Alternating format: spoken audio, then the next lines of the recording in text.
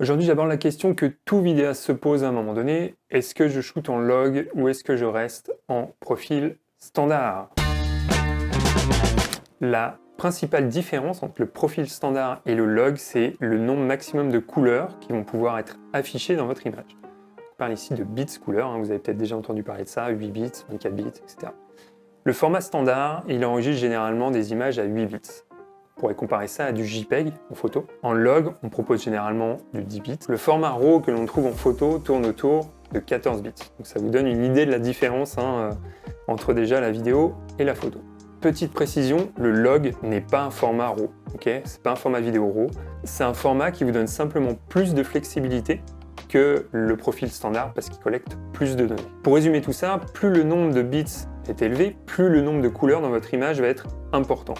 Plus vous avez un nombre de couleurs important dans votre image, et plus il va être facile pour vous d'étalonner en post-production et de donner le look que vous voulez à votre image.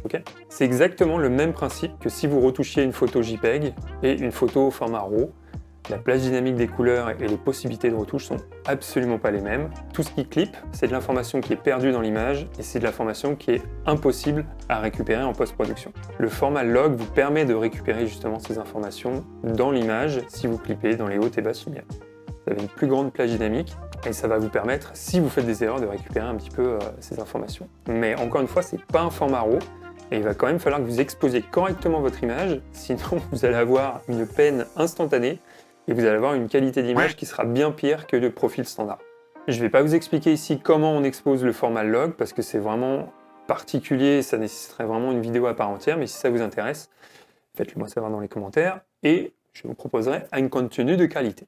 Donc quand utiliser le format log ou le profil standard? Déjà, ça va dépendre de la caméra que vous utilisez pour filmer. Si votre caméra vous permet de filmer qu'à 8 bits, je vous conseille d'utiliser un profil standard. Si vous utilisez le log sur des caméras qui enregistrent qu'à 8 bits, vous risquez de dégrader votre image au lieu de l'embellir si vous voulez retoucher en post-production. Si votre caméra enregistre à 10 bits, vous allez avoir le choix. Vous allez avoir le choix entre un profil standard ou log et à vous de peser maintenant le pour et le contre. Les avantages de shooter avec un profil standard, c'est plus facile de shooter avec. Comme en JPEG, vous allez avoir les couleurs qui vont être directement intégrées dans votre image. Donc ça vous réduit quand même considérablement le travail en post-production. Ça va être utile si vous shootez en basse lumière pour éviter l'apparition de grains. Et ça vous donne des fichiers généralement qui sont compressés et de toute petite taille par rapport au log. Maintenant, les inconvénients, c'est que vous allez avoir très peu de flexibilité en post-production. Si vous vous trompez dans vos réglages, c'est la punition en termes de rendu. Vous n'aurez pas trop de choix que de faire avec. Et vous avez des risques de clipper plus rapidement dans les hautes et basses lumières parce que la plage dynamique est moins importante. Les avantages de shooter en log, c'est que vous aurez plus de flexibilité en post-production pour récupérer vos images si vous faites des erreurs. Donc si vous clippez dans les hautes lumières, vous pouvez réduire sans pour autant perdre de l'information. Il y a la plage dynamique qui est plus importante, comme on l'a fait.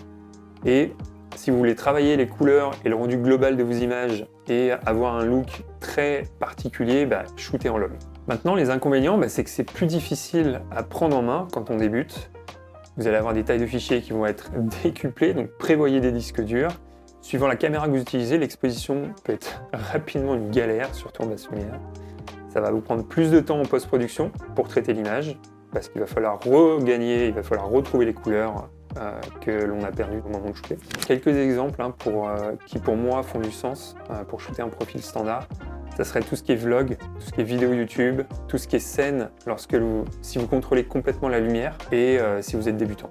Prenez pas la tête, concentrez-vous d'abord sur les réglages de la caméra et ensuite passez en log si votre caméra vous le permet et si votre projet est pertinent pour ça aussi. Maintenant, shootez en log si vous voulez avoir un rendu optimal et professionnel, mais encore une fois, il y a des inconvénients avec ça.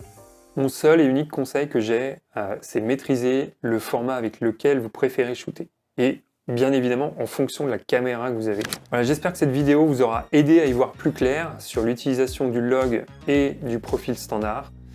C'est vraiment deux mondes différents, comme le format RAW et le format JPEG. Il y a des inconvénients, il y a des avantages. À vous de peser le pour et le contre en fonction du projet que vous avez et que vous voulez shooter, en fonction de la caméra que vous avez et surtout en fonction du temps que vous avez et que vous voulez allouer justement à la phase de post-production. Si vous avez des questions, n'hésitez pas.